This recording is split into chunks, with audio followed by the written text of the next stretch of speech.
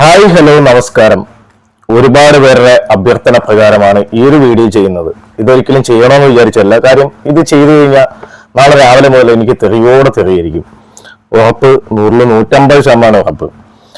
കഴിഞ്ഞ ദിവസം തനിയുമായിട്ട് ബന്ധപ്പെട്ട് വേറൊരു സ്ത്രീ സനു എന്ന് പറയുന്ന, അവര് തന്നെ സനു എന്ന് തന്നെ പറയുന്ന സനുശ്രീ റിയാക്ഷൻ എന്ന് പറയുന്ന ചാനലിൽ ഭയങ്കര മോശമായിട്ട് ഈ തനുജ നമ്മൾ പല കാര്യങ്ങളിലും വിമർശിക്കാറുണ്ട്. അത് ആശയപരമായിട്ട് മാത്രമേ വിമർശിക്കാറുള്ളൂ. അപ്പം അതല്ലാതെ ഇവരെ സ്നേഹിക്കുന്നവരെയൊക്കെ അങ്ങോട്ട് തെറി പറയുക, അവർക്ക് പൈസ കിട്ടുന്നതിൽ എന്തോ ഒരു മാതിരി അസൂയുള്ളതൊക്കെ സംസാരിക്കുക, ഇങ്ങനെയുള്ള ഒരുപാട് സബ്ജക്റ്റുകൾ ഉണ്ടായിരുന്നു. അതിനുശേഷം ഇവരുടെ കുഞ്ഞിനെ അങ്ങോട്ട് മോശം പറയൊക്കെ അങ്ങോട്ട് തുടങ്ങി. 10-11 വയസ്സേ ഉള്ളൂ. ആ പെൺകൊച്ചിന്റെ ഡ്രസ്സിങ്, അതിന്റെ ഡാൻസ്, ഇതൊക്കെയാണ് ഈ ഒരു പെണ്ണുപിള്ളയുടെ മെയിൻ ഇഷ്യൂ. കഴിഞ്ഞ കുറച്ച് നാളുകളായിട്ട് നമ്മളെ ഇങ്ങനെ തെറി പറഞ്ഞുകൊണ്ടിരിക്കുമായിരുന്നു. മാസങ്ങളോളം തെറി പറഞ്ഞു. നമ്മളെ മിണ്ടുന്നില്ല എന്ന് കണ്ടപ്പോൾ അത് നിർത്തി. എന്നിരുന്നാലും സമയം കിട്ടുമ്പോഴെല്ലാം തെറി പറയാതെ അവരും മടിക്കാറില്ല എന്നാണ് എനിക്കറിവ്. ഞാനങ്ങനെ കാണാറില്ല. പക്ഷെ ഇന്ന് ഈ തനുജയുടെ ഈ പറയുമാതിരി കുഞ്ഞിനെ ഇങ്ങനെ പറയുന്നത് ഒരു വീഡിയോയിൽ, ഒരു ചാനലിൽ ഞാൻ കാണുകയുണ്ടായി. അത് കഴിഞ്ഞിട്ട് ഒരുപാട് പേര് എന്തുകൊണ്ട് റിയാക്ട് ചെയ്യുന്നില്ല, നിങ്ങൾക്ക് പേടിയാണോ എന്നൊക്കെ ചോദിക്കുന്നത്. പേടിയൊന്നുമല്ല. എത്രയായാലും അപ്പനും അമ്മയ്ക്കും അതായത് പൊടി കുഞ്ഞുങ്ങൾക്കും ഒക്കെ വിളിച്ചിരുന്നു. അതൊരു കാലത്ത് നമുക്ക് ഈ പറയുമ്പോൾ നമ്മളുടെ ദേഷ്യം കാരണം, ഫ്രസ്ട്രേഷൻ കാരണം തിരിച്ച് വിളിച്ചിരുന്നു. പക്ഷെ വളരുമ്പോൾ കൂടെ വളരുന്ന ആൾക്കാർ, നല്ലത് പറഞ്ഞു വരുന്ന ആൾക്കാർ അത് വിളിക്കരുത് എന്ന് നമ്മളെ പറഞ്ഞു ഇത് ചെയ്യുന്നു. ഇത് മാത്രമല്ല, ഇപ്പൊ ആദ്യമായിട്ടൊന്നുമല്ല പൊടിക്കുഞ്ഞുങ്ങളെ പറയുന്നത്. നമുക്ക് നേരത്തെ പൊടിക്കുഞ്ഞുങ്ങളെ പറയുന്ന അസഫ്യം കേൾക്കാം. നിങ്ങൾ ഒരു കാര്യം ശ്രദ്ധിക്കുക, വീഡിയോ കേൾക്കുന്നതിന് മുമ്പ് നിങ്ങൾ ഒരു കാര്യം ശ്രദ്ധിക്കുക. ഫുള്ള് നിങ്ങൾ ഇയർഫോൺ വെച്ചിട്ട് മാത്രം കേൾക്കുക. അമ്മാതിരി തെറിയാണ് പറയുന്നത് ഈ സ്ത്രീ. മനസ്സിലായോടാ? തൊട്ടി തായോടിന മോനെ, കണ്ടാറോത്ത പുണ്ടച്ചീര മോനെ, സൈനയുടെ 2 പെമ്മക്കളെ കൊടുത്ത് സൈനയുടെ 2 പെമ്മക്കളുടെ സീല് പൊട്ടിച്ചോടാ നീ പോയി തള്ളയോ ഓളി. ഷാഹുലിന്റെ പൊണ്ടടിയുടെ സീല് പൊട്ടിക്കട തായോളി. സൈനയുടെ നീ കാണിച്ചു കൊടുത്ത സാമാനം ആരെന്നറിയോ? സൈനയുടെ നിന്റെ കുണ്ണ കണ്ടതാറ് നീ ചോദിച്ചില്ലേ? അത് കണ്ടത് സൈനയുടെ പെൺമക്കളാണ്. സൈനയ്ക്ക് 2 പെമ്മക്കളില്ലേ? അവളുമാരാ കണ്ടത്. മതിയോ നിനക്ക്? കണ്ടതാരാ നീ ചോദിച്ചില്ലേ? ഉത്തരം അതാണ്. സൈനയുടെ 2 പരട്ടവെടി മക്കളുണ്ടല്ലോ, പറവെടികള്. എന്റെ മോക്ക് വികാരം മനസ്സിലാക്കേണ്ട പ്രായമായിട്ടുണ്ടെന്ന് ഞാൻ വിശ്വസിക്കുന്നില്ല. ഇനി അഥവാ അവർക്ക് വികാരം വന്നിട്ടുണ്ടെങ്കിൽ അവർക്ക് നീ പറയുന്നത് പോലെ വീഡിയോ കോൾ വിളിക്കാം. വിദഗ്ധമായിട്ട് തെറി പറയുക, ആര് എന്ത് അസഫ്യം പറയുക, അസഫ്യം പറഞ്ഞുകൊണ്ടേ ഇരിക്കുക. ഇപ്പൊ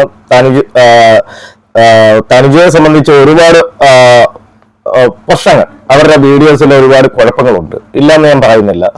ഈ പറയുമാതിരി ഒരാളെ തന്നെ വിറ്റിങ്ങനെ ജീവിക്കുന്നതിൽ എനിക്കും എതിർപ്പുകളും മറ്റുമൊക്കെ ഉണ്ട്. പക്ഷെ ഇത്രമാത്രം തെറി പറയാൻ വേണ്ടി വലിയ കുറ്റങ്ങളൊന്നും അവർ ചെയ്തിട്ടില്ല. അവരെ വിമർശിക്കാം, പക്ഷെ അവർ വിമർശിക്കുന്ന ഇഷ്ടമല്ല, അതിന്റെ പുറത്ത് നമ്മളെ ഉപദ്രവിക്കുകയും ചെയ്യും. പക്ഷെ ഇമാതിരി തെറി പറയാൻ വേണ്ടി ഒരു കുറ്റവും എന്താ പറയുക, ടാർഗറ്റ് ചെയ്ത് ഇങ്ങനെ ഒരു എയിം ചെയ്ത് ഡെയിലി ഇങ്ങനെ തെറി പറഞ്ഞുകൊണ്ടേയിരിക്കുകയാണ്. അതിന്റെ ആവശ്യമൊന്നും ഉണ്ടെന്ന് തോന്നുന്നില്ല. ഇതിനു മുമ്പ് ജയദേവൻ എന്ന് പറയുന്ന ഒരു വ്യക്തി തെറി പറയുന്നുണ്ടായിരുന്നു. അതിനു മുമ്പ് നിങ്ങൾക്കറിയാം, ബിഗ് ബോസിലൊക്കെ ഉണ്ടായിരുന്ന റോബിൻ എന്ന് പറയുന്ന പുള്ളിയുടെ തന്തയൊക്കെ തെറി പറയുന്നുണ്ടായിരുന്നു. അപ്പൊ അതൊക്കെ പറയുന്നതെന്ന് പറഞ്ഞാൽ അതിനുശേഷം നമ്മളെ തെറി പറയുന്നു. അങ്ങനെ പുള്ളിക്കാരി ഇങ്ങനെ ആധികാരികമായിട്ട് ഇപ്പൊ ഈ നിങ്ങൾ കേട്ടത് ബിഗ് ബോസിൽ ഉണ്ടായിരുന്ന റോബിന്റെ ഫാൻസ് അസോസിയേഷൻ ഉണ്ടായ ഒരു മെമ്പറിന്റെ കുഞ്ഞിനെ പറയുന്നതാണ് ഈ കേൾക്കുന്നത്. ഇപ്പൊ ഇവരെല്ലാം കെട്ടിപ്പിടിച്ചിരിക്കുകയാണ്. അങ്ങനെ എളുപ്പില്ലാത്ത ആൾക്കാരും ഈ ഭൂമിയിൽ ജീവിച്ചിരിപ്പുണ്ട്. അപ്പൊ അങ്ങനെ ഉണ്ടായിരുന്നു. അതിനുശേഷം ഈ പുള്ളിക്കാരിയുടെ തൊഴിലിനെ പറ്റി മറ്റുമൊക്കെ സംസാരിക്കുന്നത്. അതിങ്ങനെ നമുക്കത് കേൾക്കുക. ഞാൻ പെടുന്ന കഷ്ടം എന്താണെന്ന്. ഒരു വേഷത്തൊഴിൽ ചെയ്യുന്നവർക്ക് ഒരു പ്രാവശ്യം ഒരുത്തന്റെ കൂടെ പോയി കിടന്നു കൊടുത്താൽ മിനിമം 2000 രൂപ കിട്ടും. ഒരു മാസത്തിൽ 10-20 തവണ അവള് പോയി ഏതെങ്കിലും കൂടെയൊക്കെ കിടന്നു കൊടുത്താൽ മാസം 50,000 രൂപ കിട്ടും, 50,000 രൂപ കിട്ടും. അത് വെച്ചോണ്ട് നമുക്ക് കോടീശ്വരിയായിട്ട് ജീവിക്കാം. വെറും ഒരു 5 വർഷം ഈ തൊഴിലൊന്ന് തുടർന്നാൽ മതി. ഇതൊക്കെ ചെയ്താൽ നമുക്ക് ബാക്ക് പെയിനാണ്. പിന്നെയാണ് നമ്മൾ വേറൊരു വിവരിച്ചു വെച്ച് കൊടുക്കാനും. എനിക്ക് ഇത്ര വേദന തരാൻ എങ്ങനെ കഴിഞ്ഞു ദൈവമേ? എന്തിനാണ് നീ എന്നെ ഇങ്ങനെ പരീക്ഷിക്കുന്നത്? പിന്നെ ഇപ്പൊ ഇത് പറയുന്ന ഈ തൊഴിലിന്റെ കൂലിയോ ജോലിയോ ഒക്കെ അത് ചെയ്തവർക്ക് മാത്രമേ അറിയാവൂ. അതിനെപ്പറ്റി നമുക്ക് കൂടുതലായിട്ട് അറിയില്ല. എന്ത് രീതിയാണ് എനിക്കറിയില്ല കേട്ടോ. ഇതൊക്കെ ചെയ്യുന്നവർക്ക് അറിയായിരിക്കും. പിന്നെ ഈ പറയുമാതിരി നേരത്തെ എന്റെ ആറ്റിറ്റ്യൂഡ് ഇതിങ്ങനായിരുന്നു. ആരെങ്കിലും നമ്മളെ എല്ലാം പറഞ്ഞു കഴിഞ്ഞാൽ ആരെങ്കിലും എന്തെങ്കിലും പറഞ്ഞല്ല, നമ്മളെ തെറി പറയുന്നവരെ മാത്രമേ നമ്മൾ തിരിച്ച് തെറി പറഞ്ഞിട്ടുള്ളൂ. പക്ഷെ തെറി പറയുന്നതിൽ അത്ര നല്ല കാര്യമല്ല. അതത്ര നമുക്ക് ദേഷ്യം വരുമ്പോൾ പെട്ടെന്ന് പറയാൻ പറ്റുന്ന ഒരു കാര്യമാണ്. നല്ലതുപോലെ സംസാരിക്കുക എന്നുള്ളതാണ് നല്ലതെന്ന് എനിക്ക് പിന്നീട് തോന്നി. എനിക്ക് തോന്നിയെന്ന് പറഞ്ഞു കഴിഞ്ഞാൽ നമ്മള് കുട്ടിക്കാലത്ത് ചിലപ്പം തീട്ടംപാരി കളിക്കും. പക്ഷെ തുടർന്ന് നമ്മൾ മുന്നോട്ട് പോകുമ്പോൾ നമ്മൾ നല്ലത് തന്നെ പറഞ്ഞ് നല്ലത് ശീലിച്ച് മുന്നോട്ട് പോവുകയാണെങ്കിൽ രണ്ടുപേരും നമ്മളെ കാണാൻ കാണും, നമ്മളെ കേൾക്കാൻ കാണും. നമ്മൾ എത്ര നല്ല കാര്യം പറയുകയാണെങ്കിലും അത് അസഭ്യമായിട്ട് പറയുകയാണെങ്കിൽ, ഇപ്പൊ തിരച്ചിയെ പോലെ തിരുത്താത്തേക്കണൊക്കെ ഉള്ള ആൾക്കാരെ പോലെ സംസാരിക്കുകയാണെങ്കിൽ ആരും കേൾക്കാൻ കാണില്ല. പക്ഷെ തെറി കേൾക്കാൻ വേണ്ടി കുറച്ച് ആൾക്കാരുണ്ട് കേട്ടോ. ഞാൻ തെറി പറയുന്ന സമയത്ത് പോലും എന്നെ സപ്പോർട്ട് ചെയ്തിരുന്ന ഒരുപാട് പേരുണ്ടായിരുന്നു. അവരൊന്നൊക്കെ തെറി പറയാതിരുന്നപ്പം വലിയ സപ്പോർട്ടൊന്നും ചെയ്യാറൊന്നുമില്ല. കാര്യം അത്തരം ടോക്സിക്കുകൾ ഇവരെ സപ്പോർട്ട് ചെയ്യും, സ്വാഭാവികമായിട്ടും ചെയ്യും. അതില് നമുക്ക് കുറ്റം പറയാനും പറ്റത്തില്ല. അത് അവരുടെ ആറ്റിറ്റ്യൂഡ് സ്വാഭാവികം. ഇവരുടെ തെറി ഭാഷയിലാണെങ്കിൽ ഒരുപാട് ഉണ്ട്, നമുക്ക് അങ്ങനെ എടുത്തു കാണിക്കണ്ട. ഞാൻ വളരെ കുറച്ച് സാധനങ്ങളെ ഞാൻ കട്ട് ചെയ്ത് വെച്ചിട്ടുണ്ട്. അതിനകത്ത് ചിലത് കാര്യമൊക്കെ പിന്നെ വേറെ വ്യക്തിയുടെ ഒരു വ്യക്തിയുടെ ഭർത്താവിനെയോ ഒക്കെ പറയുന്നുണ്ട്. പക്ഷെ ഇത് പറയുന്ന ഈ ഒരു ചാനലിനെ എനിക്കറിയാവുന്നതാണ്. ആ പുള്ളിക്കാരൻ എന്തായാലും വിവാഹമൊന്നും കഴിച്ചിട്ടില്ല, എന്തായാലും ഒന്നും അറിയില്ല, ഒരു വ്യക്തിയെ പറ്റി ഒന്നും അറിയാതെ അങ്ങോട്ട് തെറി പറയുവാണ്. ഇപ്പം തനിജയെ പറ്റി പൂർണ്ണമായിട്ടൊന്നും അറിയില്ല, അങ്ങോട്ട് പറയുക, അവരെ തെറി പറഞ്ഞ കിട്ടുന്ന ആനുകൂല്യം കൈപ്പറ്റുക, ഇത് മാത്രമാണ് ഉദ്ദേശം. പണം ഇതിനു മുമ്പ് ജയദേവൻ എന്ന് പറയുന്ന ഒരു വ്യക്തിയുടെ പൈസ വാങ്ങിച്ചിട്ട് ആ പണം വാങ്ങിയിട്ട് ആ പണം തിരിച്ചു ചോദിച്ചപ്പോ അന്ന് മുതൽ അത് അവരുടെ വീട് വെച്ച് പാല് കാച്ചുന്നിടം വരെ ഇവർക്ക് വിഷയമൊന്നുമില്ലായിരുന്നു. അയാളുടെ പണവും കൊള്ളായിരുന്നു, ആ മനുഷ്യനും കൊള്ളായിരുന്നു. ആ പണം വാങ്ങി വീട് വെച്ചതിന് ശേഷം അദ്ദേഹം ആ പൈസ കുറച്ചെങ്കിലും തിരിച്ചു തരണമെന്ന് പറഞ്ഞാൽ പിറ്റേന്ന് മുതൽ തെറിവിളിയാണ്. അപ്പൊ പണം കിട്ടിയാൽ മതി, എന്തും ചെയ്യാം. അത് കഴിഞ്ഞിട്ട് പുള്ളിക്കാർ പറയുന്നത് എനിക്ക് ആരൊക്കെയോ പണം അയച്ചു തന്നു എന്നൊക്കെയാണ്. അത് ഇതിന്റെ ഇടയ്ക്ക് പുള്ളിക്കാർ എന്നോടൊരു ചോദ്യമൊക്കെ ചോദിക്കുന്നുണ്ട്. അതിന് ആൻസർ പറയാൻ എനിക്കൊരു സ്റ്റേജ് കിട്ടിയില്ല. ഞാൻ ഈ പറയുന്ന പുള്ളിക്കാരി കണക്ക് 10-12 ഐഡിയിലൊന്നും നടക്കുന്ന ഒരാളല്ല.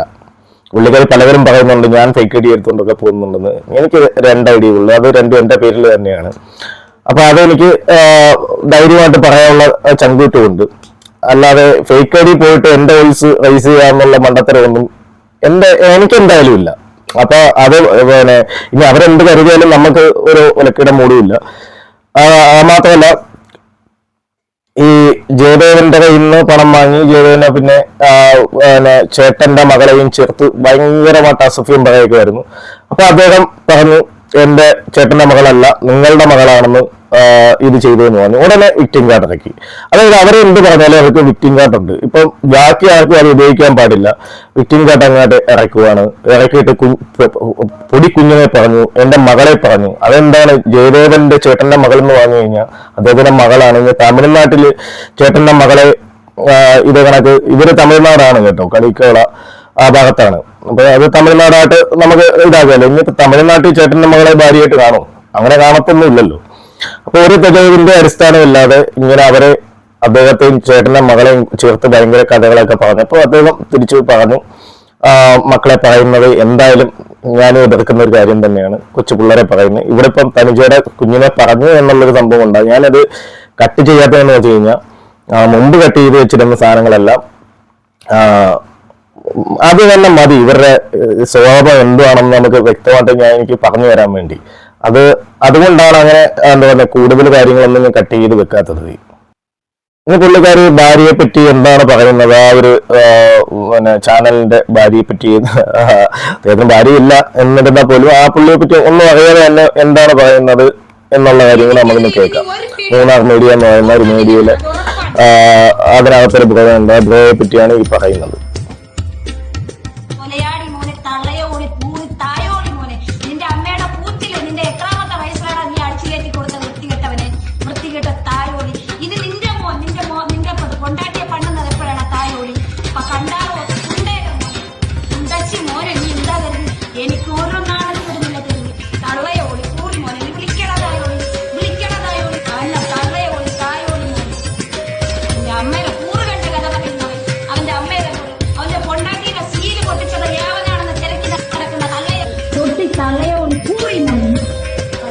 കണ്ടാറോ കണ്ടാറോത്ത പുണ്ടേര മോനെ, തൊട്ടി തായോളി പറന്നാറ് പുണ്ടാ മോനെ, കണ്ടാറോത്ത പുണ്ടച്ചീര മോനെ. എനിക്കെതിരെ ഇനി നീ ഒരു പേടി വിട്ടിട്ടുണ്ടെങ്കിൽ കൂട്ടും നിന്നെ ഞാൻ, അത് ഉറപ്പാണ്.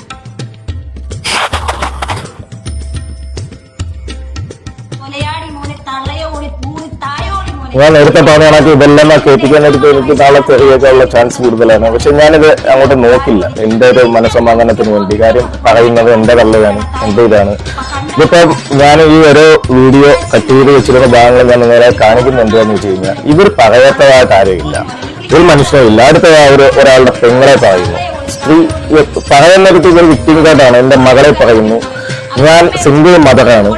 ഈ സിംഗിൾ മദർ ആയതിന് കാരണമുണ്ട് കേട്ടോ. ഈ പറയുന്ന വിദേശത്ത് പോയിട്ട് അവിടെ പണം പറ്റിച്ച് ജയിലിലൊക്കെ കിടന്നിട്ട് തിരിച്ചു വന്നപ്പോൾ ഭർത്താവ് ഉപേക്ഷിച്ചു.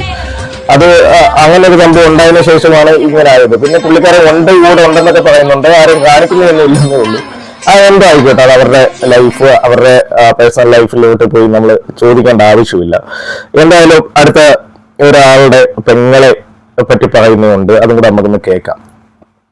എനിക്ക് ആഗ്രഹമുണ്ടെങ്കിൽ ഈ നാട്ടിലെ നിയമം അനുസരിച്ച് ഏതൊരുത്തൻ്റെ കൂടെയും, അത് ഞാൻ സിംഗിൾ വുമൺ ആയിരിക്കുന്ന ടൈമാണ്, ഇപ്പം എനിക്ക് കെട്ടിയുന്നുണ്ട്, അപ്പം സിംഗിൾ വുമൺ ആണ്, ഞാൻ പോയി ഞാൻ കിടന്നു, നീയൊക്കെ ഇപ്പം വലിക്കോ എന്നെ ചെയ്യോ? ഇല്ലല്ലോ. ഞാൻ കിടന്നു, ചോദിക്കാൻ നീ ആര്? നീ ആരെൻ്റെ അച്ഛനാ? ഇല്ല എന്നെ സൃഷ്ടിച്ച ദൈവം തമ്പുരാനാ? ഇല്ല എൻ്റെ സഹോദരനാ? ഇല്ല എൻ്റെ കെട്ടിയോനടാ? 666 മൂന്നാർ മുടിയെ നിന്റെ പെങ്ങള് ആർക്കെല്ലാം ഓപ്പൺ സിസ്റ്റത്തിൽ തുറന്നു വെച്ചത് ആ ജയദേവന് വീഡിയോ കോൾ വിളിക്കണമെന്നുണ്ടെന്നോ? ഇനി ഇത് മാത്രമല്ല, ഈ പുള്ളിക്കാരി സ്വന്തം ഭർത്താവിന് ഒരു തന്നെ ഈ പൈസയുടെ ഉള്ള ആർത്തിയുടെ പുറത്താണോ ഇല്ലയോന്ന് അറിയത്തില്ല. ഈ അടുത്തിടയ്ക്ക് എനിക്ക് ഒരാളെ അയച്ചു തന്നൊരു സ്റ്റേറ്റ്മെന്റ് ആണ്, സ്വന്തം ഭർത്താവ് തന്നെ പണം തന്നില്ലെങ്കിൽ ഭർത്താവിന് കൂടെ കിടക്കാൻ സമ്മതിക്കത്തില്ല എന്ന് പറഞ്ഞിട്ട് പുള്ളിക്കാരി നടത്തുന്ന ഒരു സ്റ്റേറ്റ്മെന്റ് ആണ്. പണം എന്ന് പറയുന്ന സാധനം അതിന് കൊടുത്താലോ വാങ്ങിയാലോ തരാനുണ്ടെങ്കിലോ എന്തോ ആയിക്കോട്ടെ, ഭർത്താവിനെ ആ രീതിയിലേക്കാണ് നമ്മൾ കമ്പയർ ചെയ്യുന്നത്. അപ്പൊ ഒരു സ്ത്രീക്ക് വേണ്ടുന്ന ഒരു മാന്യതയില്ല. ആ ഒരു സംഭവം കൂടെ നിങ്ങളെ ആദ്യം ഒന്ന് കേൾപ്പിച്ചു തരാം. കേട്ട് കഴിഞ്ഞിട്ട് നമ്മൾ ഒരു കാര്യം പറയുമ്പോൾ അതും കൂടെ നിങ്ങൾ കേൾക്കണമല്ലോ, അതും കൂടെ നിങ്ങൾ കേൾക്കാം. മറിച്ചാണ് സംഭവമെങ്കിലെന്ന് no I cannot speak Indonesian dream. മറിച്ചാണ് ചേച്ചിക്ക് സെൽഫ് റെസ്പെക്ട് ഉണ്ടായതാണ്. അതെ, അയ്യോടെ എന്ത് പറ്റി? നമ്മുടെ വ്യക്തി വരുവാണ്, നമ്മുടെ ഗൃഹനാഥൻ വരികയാണ്. ഓക്കെ, സോ അപ്പോഴും ഞാൻ ഈ ഒരു പ്രാവശ്യം ഒരു തീരുമാനം വെച്ചിട്ടുണ്ട്. ഫസ്റ്റ് ഡേ തന്നെ ക്യാഷിൻ്റെ കാര്യത്തിൽ ഒരു തീരുമാനം ഇല്ല എന്നുണ്ടെങ്കിൽ ആസ് എ വൈഫ് എന്നിട്ട്, അതെ വൈഫായിട്ടുള്ള ആ ഒരു ഇത് ഞാൻ വിടുകയാണ്. വൈഫ് എന്നുള്ള ആ ഒരു ഇത് ഞാൻ കൊടുക്കത്തില്ല. ആ ഒരു വൈഫ് എന്ന് പറയുമ്പോൾ നിങ്ങൾക്ക് എല്ലാവരും വൈഫായിട്ടുള്ളവർക്കെല്ലാം അറിയാമല്ലോ വൈഫ് എന്ന് പറഞ്ഞിട്ടുള്ള ഇതെന്താണെന്ന്. അത് ഞാൻ കൊടുക്കത്തില്ല, അത്രയേ ഉള്ളൂ. ആ ഒരു സ്ഥാനം ഞാൻ കൊടുക്കത്തില്ല എൻ്റെ ലൈഫിൽ. അതിന് വേണ്ട. അങ്ങനെയെങ്കിൽ വരുന്നു, നിൽക്കുന്നു, പോട്ടെ, ദാറ്റ്സ് ഓൾ. പോകുമ്പോ 10 ദിവസം കഴിഞ്ഞ് തീരുമാനം. ഇതൊക്കെ കേട്ടപ്പോൾ നിങ്ങൾക്ക് എന്താ തോന്നിയത്? ഇവര് ഏതെങ്കിലും രീതിയിലൊരു എത്തിക്സോ ഏതെങ്കിലും ഒരു രീതിയിൽ ഏതെങ്കിലും ഒരു ഇപ്പൊ വിക്ടിം കാർഡൊക്കെ എന്തെങ്കിലും രീതിയിൽ യോഗ്യതയാണോ? പിന്നെ സിംഗിൾ മദറാണോ? അങ്ങനെ അത് കയ്യിലൊരു കാരണമാണ്. ഒരു ഭർത്താവ് ഒരാണ് എന്നൊക്കെ ഉള്ള ആ ഒരു റെസ്പെക്റ്റും കാര്യങ്ങളും ഒക്കെ കൊടുത്ത് പുള്ളിക്കാരനെ കൂടെ നിർത്തിയില്ലെങ്കിൽ നിന്നേനെ. ഇനി ചിലപ്പം വേറെന്തെങ്കിലും ഈ പറയുമാതിരി ഇഷ്യൂസ് ആണോ നമുക്ക് അറിയില്ല. ഇവർ പറഞ്ഞു തന്നിട്ടുള്ള കുറെ കഥയുണ്ട്. പിന്നെ നാട്ടിൽ ജയിലിൽ കിടന്നൊരു കഥയൊക്കെ മറ്റുമൊക്കെ എന്നോട് കുറെ കാലം മുമ്പ് പറഞ്ഞിട്ടുണ്ടായിരുന്നു. ഇവരെ തെളിയിക്കണം, ഇതിനെതിരെ എനിക്ക് കേസ് കൊടുക്കും എന്നൊക്കെ പറയുകയൊക്കെ ചെയ്തായിരുന്നു. ഞാൻ ഈ കാര്യം പറയുമ്പോൾ പബ്ലിക്കായിട്ട് കണ്ടപ്പോൾ ഞാൻ കണ്ടില്ല കേട്ടോ, ഒരു കേസും കണ്ടില്ല, ഒന്നും കണ്ടിട്ടില്ല. അതിനുള്ള ധൈര്യവും അവർ കാണിച്ചിട്ടില്ല. അപ്പം അങ്ങനെ കുറേ കാര്യങ്ങൾ അവർ പറയുന്നുണ്ടായിരുന്നു. ഈ ഇടയ്ക്ക് ഗ്രാജുവലി ഇവർ പറയുന്ന കേട്ടു, ഞാൻ ജയദേവൻ എന്ന് പറയുന്ന നിങ്ങൾക്ക് എല്ലാവരും അറിയാം ചീത്ത വിളിക്കാത്ത തമ്പുരാൻ എന്ന് പറയുന്ന വ്യക്തിയുടെ കയ്യിൽ നിന്ന് പണം വാങ്ങി എന്നാണ് പറഞ്ഞത്. അപ്പം ആക്ച്വലി പുള്ളിക്കാരെ എനിക്കൊരു സഹായം ചെയ്തിട്ടുണ്ട്. നമ്മുടെ കാദർ കരിപ്പൊടിയുടെ കല്യാണത്തിന് പോയപ്പം എൻ്റെ കയ്യിൽ പൈസ ഇല്ലായിരുന്നു. അത് പറയുന്നതിന് എനിക്കൊരു ഉളുപ്പമില്ല. കാര്യം ഇല്ലായിരുന്നു.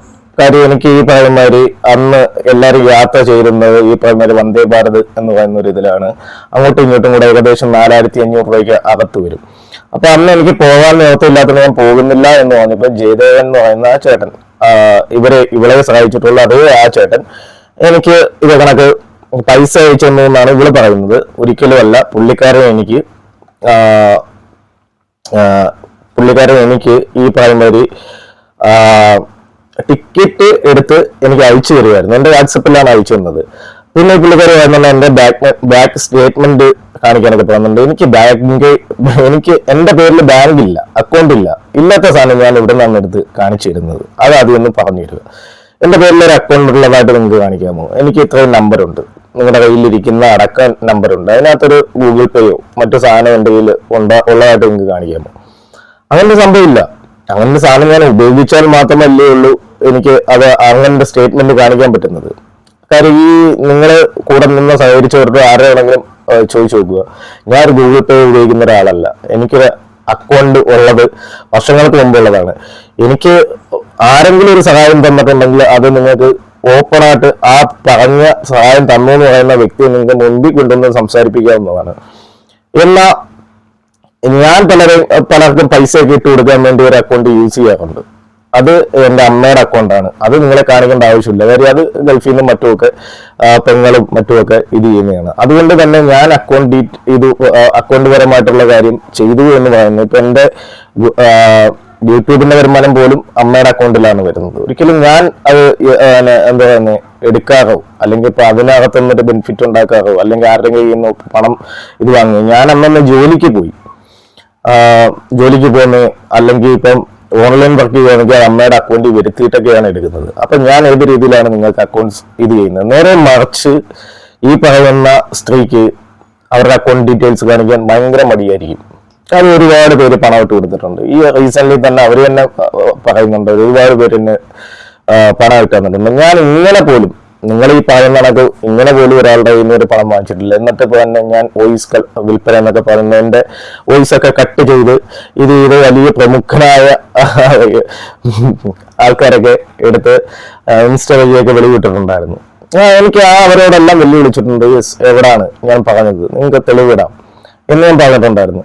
പക്ഷെ എന്നും കണ്ടിട്ടില്ല. അതെന്തോ ആയിക്കോട്ടെ. പക്ഷെ ഇതേ കണക്കുള്ള സ്ത്രീകളെ നിങ്ങൾ കുറെ ടോക്സിക് ആയിട്ടുള്ള ആൾക്കാർ ഇങ്ങനെ ഭയങ്കരമായിട്ട് സപ്പോർട്ട് ചെയ്യുന്നത്, ഇപ്പൊ തെറബീവിയെ പോലുള്ളവര്, ഇങ്ങനെയുള്ള ആൾക്കാരെ നിങ്ങൾ സപ്പോർട്ട് ചെയ്ത് വിടുമ്പോൾ നിങ്ങൾക്ക് പറ്റാൻ പോകുന്ന ഏറ്റവും വലിയൊരു കാര്യം ഞാൻ പറയാം. ഇനി നിങ്ങളുടെ മക്കള് വരും, കൊച്ചുമക്കൾ വരും, ഒക്കെ വരും. ഇപ്പൊ ഞാനായാലും തെറി പറഞ്ഞിരുന്ന സമയത്ത് എന്നെ സപ്പോർട്ട് ചെയ്തിരുന്ന ആൾക്കാർ അവരാരും അന്നില്ല. കുറെ അണ്ടങ്ങളാണ് എന്നെ സപ്പോർട്ട് ചെയ്തിരുന്നത്. എനിക്ക് ഇപ്പൊ എല്ലാവരും സൂചിപ്പിച്ച് പോകാൻ അറിയായിരുന്നെങ്കിൽ നിങ്ങൾക്കറിയാം, അന്ന് ബിഗ് ബോസിലുള്ള വ്യക്തിക്ക് നല്ല ഫാൻ ബേസ്, നിലവിൽ പോലും അത്യാവശ്യം കുഴപ്പമില്ലാത്തൊരു ഫാൻ ബേസ്, ഒരു എന്തായാലും ഒരു 10-12 ഫാൻ ബേസ് ഇപ്പോഴും നിലവിലുള്ള ഒരാളാണ്. ആ ആളെയോ അല്ലെങ്കിൽ ഇപ്പൊ തനുജയൊക്കെ ആയാലും സപ്പോർട്ട് ചെയ്യുകയാണെങ്കിൽ 10,000 പേര് ഞാൻ തനുജയ്ക്കെതിരെ വീഡിയോ ചെയ്തപ്പോൾ എൻ്റെ പിന്നെ ഏകദേശം 3000-ത്തിനടുത്ത് ആൾക്കാർ എൻ്റെ ചാനലിൽ നിന്ന് വാങ്ങിപ്പോ. എനിക്ക് വേണമെങ്കിൽ അവരെ സുഖിപ്പിച്ച് നിൽക്കാം, സപ്പോർട്ട് ചെയ്ത് നിൽക്കാം, അങ്ങനെയുള്ള ആനുകൂല്യങ്ങൾ കിട്ടും. അപ്പം അതൊന്നും നമ്മൾ ചെയ്തു പോയിട്ടില്ല. പക്ഷെ ഇവരൊക്കെ നോക്കുക, ഇപ്പം തിറച്ച് വേണമെങ്കിൽ എനിക്ക് സപ്പോർട്ട് ചെയ്ത് നിൽക്കുമായിരുന്നു. തിറച്ചിയെ സപ്പോർട്ട് ചെയ്താലും തിറച്ചിക്കും ഉണ്ട് ഫാൻ ബേസ് ഉണ്ട്.